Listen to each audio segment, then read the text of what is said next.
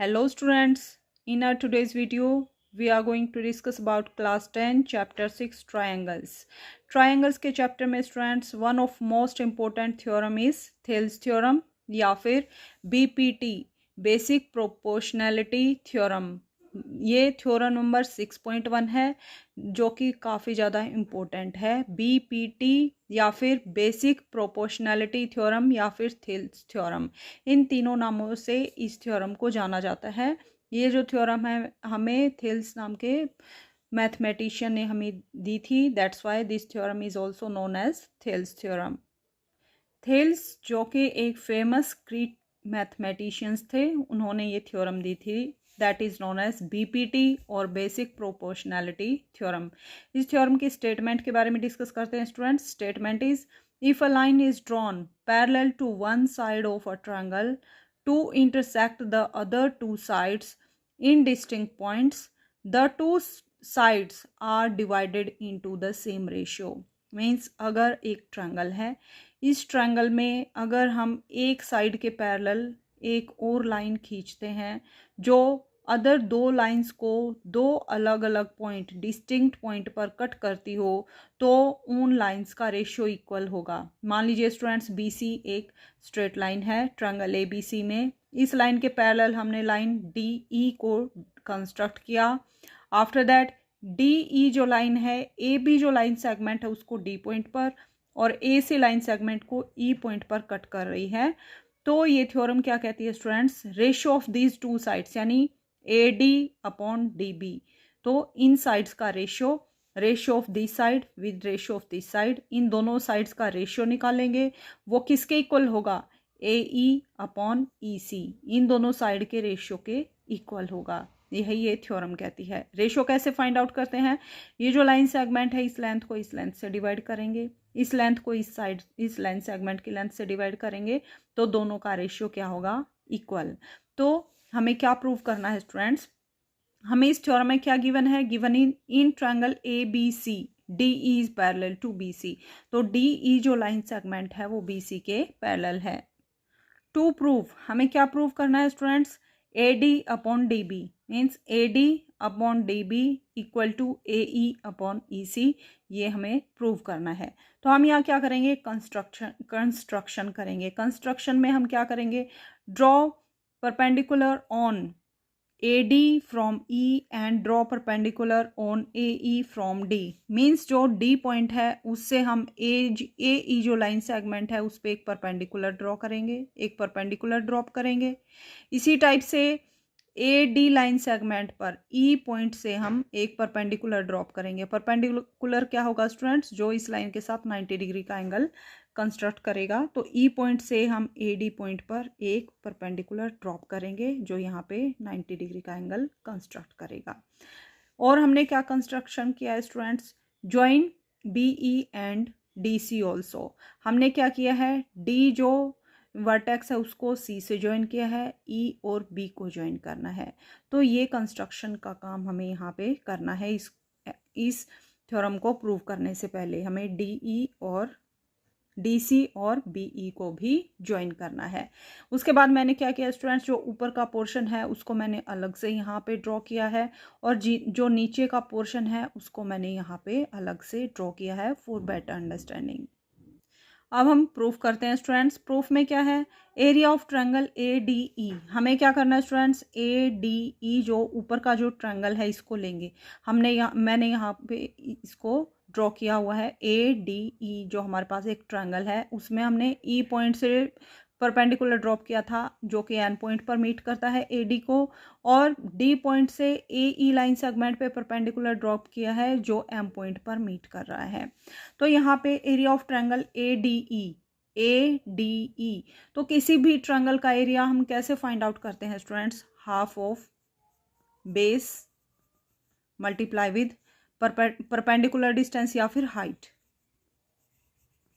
सो आप देख सकते हैं अगर हम बेस को AD लें तो परपेंडिकुलर क्या बनेगा हमारे पास, EN. So half of AD multiply with EN. कब, जब हमने AD को बेस माना है. तो दिस इज इक्वेशन नंबर 1. अब हम क्या करेंगे, जो हमने नीचे ट्रायंगल्स ड्रॉ किए हैं, इस ट्रायंगल को लेंगे हम, इस कंप्लीट ट्रायंगल को। आप देख सकते हैं यहाँ पे हमने नीचे के पार्ट को यहाँ ड्रॉ किया हुआ है, तो ये यहाँ पे इस जो पिंक कलर में आप देख सकते हैं इस ट्रायंगल की बात हो रही है। So area of triangle BDE, इस पिंक कलर के ट्रायंगल का एरिया हम कैसे फाइंड आउट करेंगे? Half of base multiply with height या फिर परपेंडिकुलर डिस्टेंस।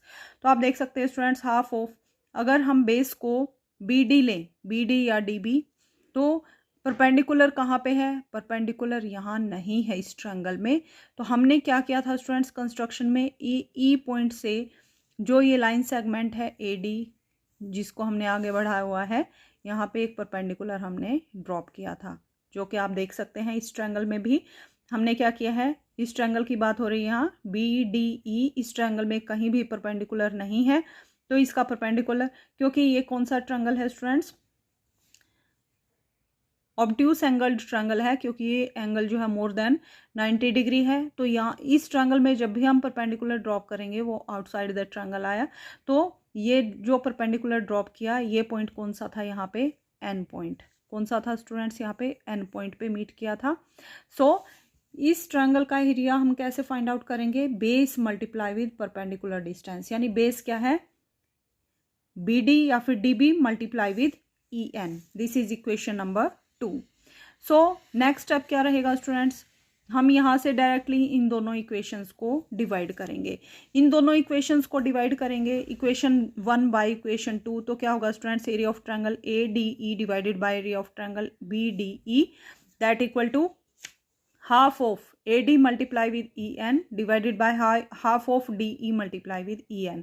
तो हाफ से हाफ कैंसिल आउट और EN से EN कैंसिल आउट, तो रिमेनिंग क्या रहा? AD upon BD। तो area of triangle ADE divided by area of triangle DBE, that equal to AD upon BD। This is equation number 5। इसी type से हम क्या करेंगे स्टूडेंट्स? नेक्स्ट स्टेप में हम एरिया ऑफ ट्रायंगल ADE जो हमारे पास ट्रायंगल है ADE, इसका हम दूसरे तरीके से हम एरिया फाइंड आउट करेंगे। पहले हमने क्या लिया था? AD को बेस लिया था। नेक्स्ट स्टेप में हम क्या करेंगे? AE को अगर बेस लेंगे तो परपेंडिकुलर क्या रहेगा स्टूडेंट्स? DM हमारे पास परपेंडिकुलर रहेगा। ये M पॉइंट है और ये यहाँ पे N पॉइंट है। इस ट्रायंगल में आप देख सकते हैं, अगर हम AE को बेस लेंगे तो परपेंडिकुलर क्या रहेगा? DM। सो इस ट्रायंगल का एरिया हम कैसे फाइंड आउट कर सकते हैं? हाफ ऑफ बेस क्या लेंगे? AE multiply with perpendicular distance, that is DM। So यही हमने यहाँ लिखा, area of triangle AD equal to half of AE multiply with DM। This is equation number 3। Next हम क्या करेंगे?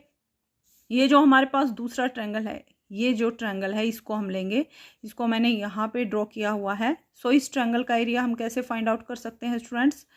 इसका एरिया के लिए same formula, half of base multiply with perpendicular. तो आप देख सकते हैं बेस हम यहाँ क्या लेंगे?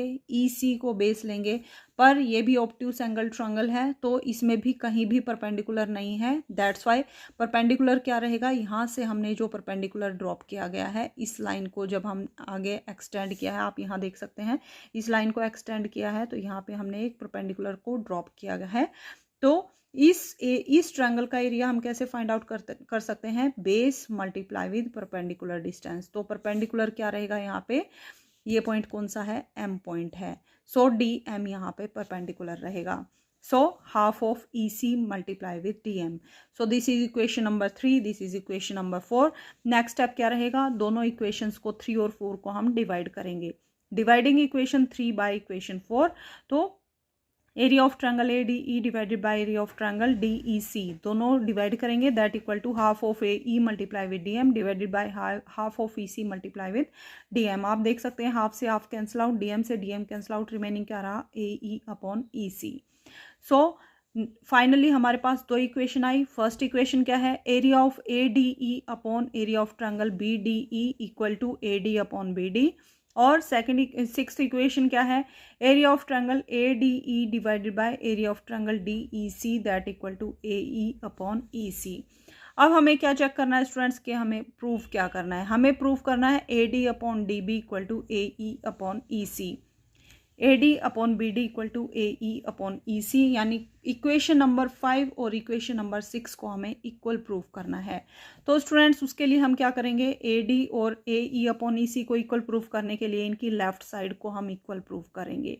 ये दोनों साइड इक्वल कैसे होंगी स्टूडेंट्स, आप देख सकते हैं न्यूमरेटर में तो क्या है, दोनों इक्वेशंस के एरिया ऑफ ADE और यहाँ भी एरिया ऑफ ADE। डिनोमिनेटर में क्या है, एरिया ऑफ BDE और यहाँ पे डिनोमिनेटर में क्या है, एरिया ऑफ DEC।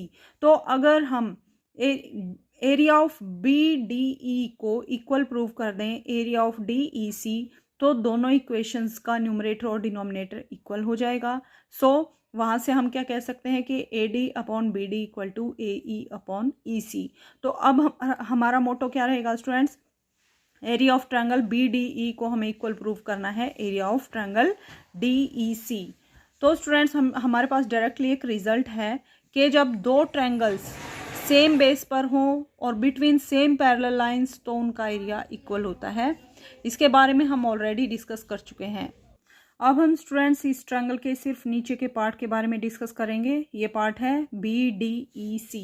BDEC को मैंने अलग से यहाँ पे ड्रॉ किया है BDCE। तो आप यहाँ क्या देख सकते हैं students, you can see that एक ट्रायंगल हमारे पास BDE है, ये वाला ट्रायंगल जो पिंक कलर में है, और दूसरा ट्रायंगल है DEC जो ये वाला ट्रायंगल है। ये दोनों ट्रायंगल सेम बेस, अगर हम बेस को DE लें तो ये बेस है और DE और BC क्या है, एक दूसरे के पैरेलल हैं, और ये दोनों ट्रायंगल्स इन दोनों पैरेलल लाइंस के बीच में लाई करते हैं। तो हमने ऑलरेडी प्रीवियस क्लासेस में क्लास 9 में क्या डिस्कस किया था स्टूडेंट्स, जब दो ट्रायंगल्स, दो या दो से ज़्यादा कितने ही ट्रायंगल हो, lies between same base and between same parallel lines, then area of these triangles must be equal। Means दो ट्रायंगल अगर दो पैरेलल लाइन के बीच में लाई करते हैं और सेम बेस पर हैं तो क्या होगा, उनका एरिया इक्वल होगा। सो ये तो स्टूडेंट्स एक थ्योरम की स्टेटमेंट थी। अब कुछ स्टूडेंट्स को डाउट होगा कि मैम ये कैसे पॉसिबल है। तो देखिए स्टूडेंट्स, हम अगर ट्रायंगल BDE को लें तो बेस क्या है, यहाँ पे DE लें तो परपेंडिकुलर कहाँ है, कहीं भी नहीं है। तो हम B पॉइंट से एक परपेंडिकुलर यहाँ पे ड्रॉप कर सकते हैं। तो ये क्या हो जाएगा, हमारा परपेंडिकुलर डिस्टेंस। इसी टाइप से अगर हम ट्रायंगल DEC को लें तो इस ट्रायंगल का एरिया कैसे, जैसे BDE का हम कैसे एरिया निकालेंगे, हाफ ऑफ बेस क्या है DE मल्टीप्लाई विद परपेंडिकुलर क्या बनेगा, मान लीजिए ये जो लाइन सेगमेंट है इसको हम आगे बढ़ाते हैं, इसके लेंथ ये पॉइंट जो है ये मान लीजिए इसकी हाइट H1 है, मल्टीप्लाई विद H1। अब अगर हमें एरिया ऑफ ट्रायंगल DEC निकालना हो तो सेम बेस है, क्या बेस है, half of DE multiply with height, यहाँ भी नहीं है तो यहाँ भी हम एक परपेंडिकुलर ड्रॉप करेंगे। परपेंडिकुलर ड्रॉप करेंगे तो इस लाइन सेगमेंट को हम आगे बढ़ाएंगे तो यहाँ पे 90 डिग्री का एंगल होगा। ये जो डिस्टेंस है इसको मान लीजिए H2 है। तो आप यहाँ से क्या देख सकते हैं स्टूडेंट्स, ये जो पैरेलल लाइन है ये दोनों पैरेलल लाइन है और यहाँ से क्या किया गया है, एक परपेंडिकुलर ड्रॉप किया गया है। जब दो पैरेलल लाइन है उनको कहीं से भी आप ज्वाइन करेंगे, परपेंडिकुलर ड्रॉप करेंगे तो ऑलवेज उसकी लेंथ क्या आएगी, इक्वल आएगी।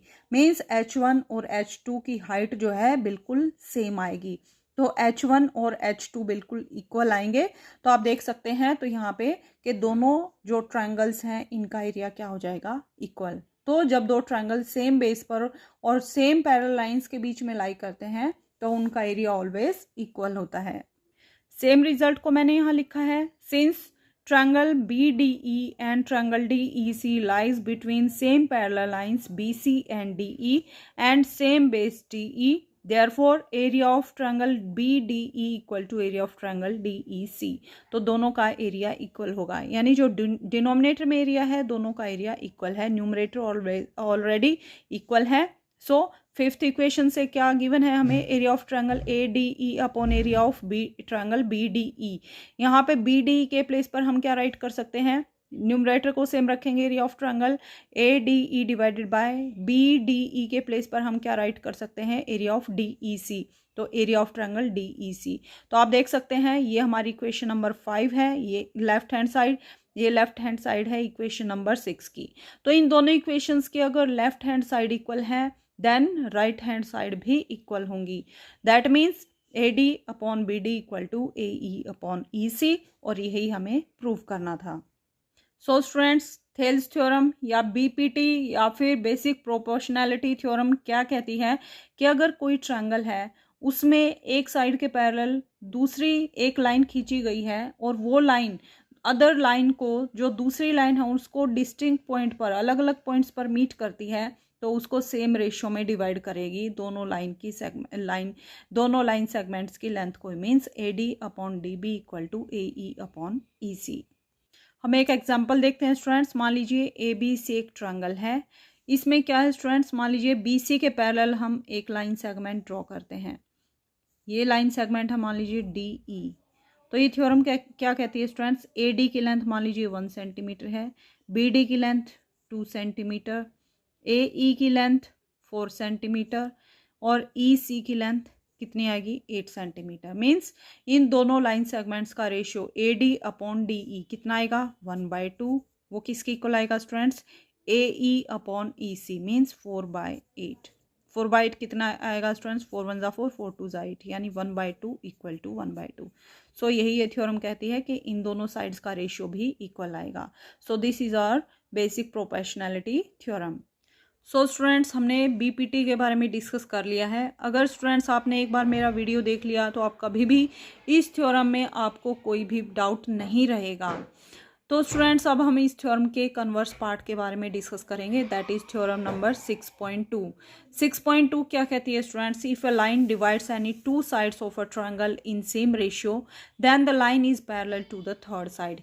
यानी किसी ट्रायंगल में अगर कोई लाइन जो है लाइन सेगमेंट्स को इक्वल रेशियो में डिवाइड करती है, यानी AD upon DB equal to AE upon EC, then what happen, जो लाइन होगी जिसने इक्वल रेशियो में डिवाइड किया है वो लाइन थर्ड लाइन के पैरेलल होगी, यानी DE is parallel to BC। तो इस थ्योरम में हमें ये प्रूव करना था। प्रीवियस थ्योरम में क्या था स्टूडेंट्स, हमने प्रूव देखा कि अगर BC के पैरेलल DE लाइन है तो ये जो है लाइन इन लाइन सेगमेंट्स को इक्वल रेशियो में डिवाइड करेगी। बट कन्वर्स पार्ट क्या है, अगर कोई लाइन सेगमेंट इक्वल रेशियो में डिवाइड कर रहा है तो वो लाइन सेगमेंट उस ट्रायंगल की एक साइड के पैरेलल होगी। तो ये हमें इस थ्योरम में प्रूव करना है। सो गिवन क्या है, AD upon DB equal to AE upon EC, ये हमें ऑलरेडी गिवन है। प्रूफ हमें क्या करना है स्टूडेंट्स के DE is parallel to BC। Construction में हम क्या करेंगे, let DE dash is parallel to BC। हमने मान लिया स्टूडेंट्स DE जो लाइन सेगमेंट था वो BC के पैरेलल नहीं है, हमने एक अदर लाइन, ये कोई और लाइन है, हमने पैरेलल लाइन BC के कौन से ड्रॉ की है, यहाँ पे DE डैश, ये दूसरी लाइन सेगमेंट है जो कि BC के पैरेलल है। हमें क्या प्रूव करना है स्टूडेंट्स के DE equal to DE dash, इन दोनों लाइन सेगमेंट को जब हम एक ही प्रूव कर देंगे तो मीन्स ये जो हमने पैरेलल लाइन सेगमेंट ली है ये जब इसके इक्वल हो जाएगी that means D is parallel to BC, और यही हमें प्रूव करना है। अब हम प्रूफ देखते हैं students. Let D is not parallel to BC, but हमने क्या लिया स्टूडेंट्स के D मान लीजिए पैरेलल नहीं है BC के, लेकिन AD upon DB equal to AE upon EC, लेकिन ये इसको ट्रायंगल को इक्वल रेशियो में डिवाइड कर रही है। Now D dash is parallel to BC, जो कि हमने कंस्ट्रक्शन में लिया है, D dash is parallel to BC। अगर कोई लाइन पैरेलल है तो BPT बेसिक प्रोपोर्शनैलिटी थ्योरम की हेल्प से हम क्या बोल सकते हैं कि वो जो लाइन सेगमेंट है उस ट्रायंगल को की लाइन सेगमेंट्स को इक्वल रेशियो में डिवाइड करेगी, यानी AD upon DB equal to AE dash upon E dash C। यही हमने यहाँ लिखा है, दैट इज इक्वेशन नंबर 2। तो आप देख सकते हैं स्टूडेंट्स इक्वेशन नंबर 1 और इक्वेशन नंबर 2 में लेफ्ट हैंड साइड इक्वल है, AD upon AD DB, AD upon DB। तो क्या होगा स्टूडेंट्स, इन दोनों इक्वेशंस की राइट हैंड साइड भी इक्वल होंगी, means AE upon EC equal to AE dash upon EC E dash C। Next step क्या रहेगा students, add 1 on both sides we get, left और राइट दोनों साइड में क्या करेंगे स्टूडेंट्स, हम 1 1 ऐड करेंगे। 1 1 ऐड करके हम यहाँ एलसीएम लेंगे, यहाँ पे एलसीएम 1 को 1 बाय 1 लिखेंगे, एलसीएम क्या रहेगा EC, यहाँ पे हमें क्या मिलेगा AE plus EC, AE plus EC upon EC that equal to, यहाँ भी एलसीएम लेंगे, एलसीएम क्या आएगा E डैश C, तो AE dash plus E dash C divided by E dash C। So AE plus EC, आप देख सकते हैं students AE plus EC means this line segment plus this line segment क्या हो गया, यहाँ पे complete line segment that is A C के इक्वल हो गया. So this equal to A C, A E plus E C equal to A C divided by E C same है, that equal to A E dash plus E dash C, A E dash plus E dash C ये भी किसके equal है, ए C के equal है. So that equal to A C upon E dash C. तो आप देख सकते हैं A C upon E C equal to A C upon E dash C. यहाँ से क्रॉस मल्टीप्लाई करेंगे ई डैश सी की लेफ्ट में और ई सी की राइट साइड में मल्टीप्लाई करेंगे तो क्या होगा students, A C into E dash C equal to E C dot E C into A C. यहाँ से ए सी कैंसिल आउट हो जाएगा, रिमेनिंग क्या रहेगा, E dash C equal to E C. हमने क्या प्रूव कर दिया स्टूडेंट्स, ई डैश सी ये जो लाइन सेगमेंट है इसकी लेंथ और ई सी की लेंथ इक्वल है. दो लाइन सेगमेंट्स की लेंथ इक्वल कब होगी स्टूडेंट्स, जब ये इन दोनों लाइन सेगमेंट्स की, इस लाइन सेगमेंट की ई डैश सी और ई सी की लेंथ इक्वल कब होगी, जब दोनों एक ही पॉइंट पर मीट करेंगे यानी दोनों कोइंसाइड होंगे. So E and E dash coincide, so E D E equal to D E dash. तो दोनों क्या होगा, कोइंसाइड करेंगे यानी एक ही पॉइंट पर मीट करेंगे, यानी ये जो लाइन सेगमेंट है डी ई डैश और डी ई दोनों सेम ही लाइन है, एक दूसरे को ओवरलैप करेंगी, दोनों एक ही होंगी. तो ई डैश और ई एक दूसरे को एक ही पॉइंट पर मीट करेंगे.